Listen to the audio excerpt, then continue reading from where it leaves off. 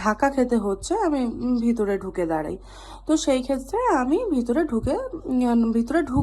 ঢুকে যাই, এবং শেষে যেখানে একটা ট্রেনের একটা সিট থাকে না, যেখানে সিনিয়র সিটিজেনরা বসবে, সেইখানে আমি দেখছি যে সেইখানে ইয়াং ছেলেরা বসে আছে আর সিনিয়র সিটিজেনরা চুপ করে দাঁড়িয়ে আছে। কিন্তু কি বলুন তো, এখনকার দিনে তো মুখ খুললেই সমস্যা, মানে আপনার চোখের সামনে কোনো অন্যায় হবে কিন্তু আপনি সেটা তার প্রতিবাদ করতে পারবেন না। এটা এখন আমাদের পশ্চিমবঙ্গে এটা স্বাভাবিক বিষয়। সেই কারণে সেখানে আমি কিছু বলিনি।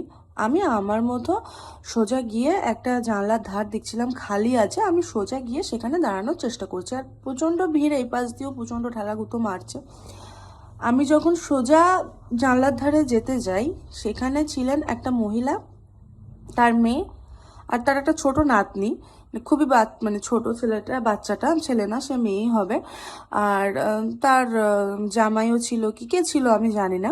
তো তিনি আমাকে বলছেন যে এখানে ঢুকে দাঁড়ানো যাবে না, জানলার গার্ড করে দাঁড়ানো যাবে না। কেন না, জানলা গার্ড করে যদি আমরা দাঁড়াই তাহলে জানলা থেকে যে হাওয়াটা আসছে সেই হাওয়াটা বাচ্চাটা পাবে না, বাচ্চাটা কান্নাকাটি করবে, বাচ্চাটা ভীষণ জ্বালাতন করবে। ঠিক আছে, ভালো কথা, আমি মেনে নিয়েছিলাম, কোনো সমস্যা নেই।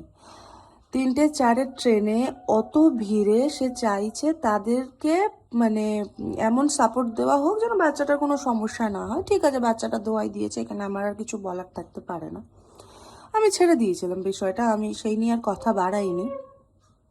দেন আমার হাজব্যান্ড ওই গেটের মুখে দাঁড়িয়ে ছিল, ও যখন দেখছে যে আমি ভিতরে এখানে দাঁড়িয়ে আছি, ও আস্তে আস্তে এখানে ভিতরে চলে আসছে, কারণ গেটের মুখে প্রচণ্ড ভিড়, সেখানে দাঁড়ানোটা সম্ভব নয়।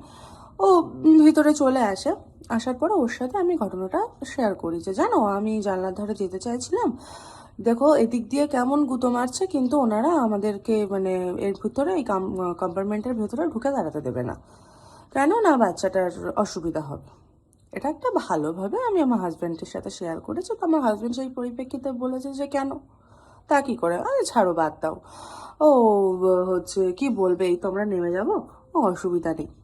ঠিক আছে, এইবার সেই টপিকটা পুরো স্টপ করে আমি আর আমার হাজব্যান্ড নিজেদের পার্সোনাল কিছু কথা আমরা বলছি। হঠাৎ করে দেখি ওই মহিলা ভীষণ হাইপার হয়ে যায়, হাইপার হয়ে আমাকে নোংরা নোংরা ভাষায় গালাগালি করা শুরু করে, মানে যা তা ভাষায় গালাগালি করা শুরু করে। আমি তো মানে ন্যাচারালি পুরো অবাক হয়ে যাই যে আমি কি এমন বললাম বা কি এমন করলাম। দেখুন, আমার কিন্তু প্রথমেই প্রতিবাদ করা উচিত ছিল। তোমরা পাবলিক প্লেসে একটা বাচ্চা নিয়ে উঠেছো, ওই ভিড়ের মধ্যে